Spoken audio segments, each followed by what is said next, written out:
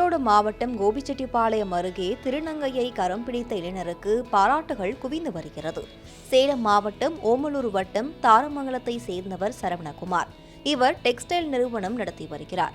இதே நிறுவனத்தில் பணிபுரியும் சேலம் மாவட்டம் மணியனூரை சேர்ந்த திருநங்கை சரோ என்பவருடன் இவருக்கு நட்பு ஏற்பட்டு அது காதலாக மாறியது.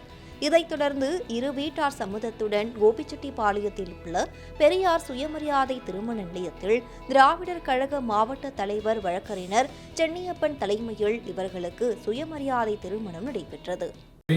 சுயமரியாதை திருமணங்கள் 1967 அறிஞர் அண்ணா அவர்கள் ஆட்சி அமைத்ததற்கு பிறகு சட்டப்படி செல்லுபடியாகக்கூடிய முறையில் இந்தியாவில் எந்த மாநிலத்திலும் இல்லாத அளவுக்கு தமிழ்நாட்டில் மட்டும் இப்படிப்பட்ட சுயமரியாதை திருமண முறை சட்டப்படியான அங்கீகாரத்தை இதுவரை பெறவில்லை. அப்படிப்பட்ட ஒரு பெருமை தமிழ்நாட்டிற்கு மட்டும் திராவிட இயக்கத்தால் சாத்தியமாகி இருக்கிறது. இந்த திருமண நிகழ்ச்சியில் உறவினர்கள் கலந்து கொண்டு மணமக்களை வாழ்த்தினர்.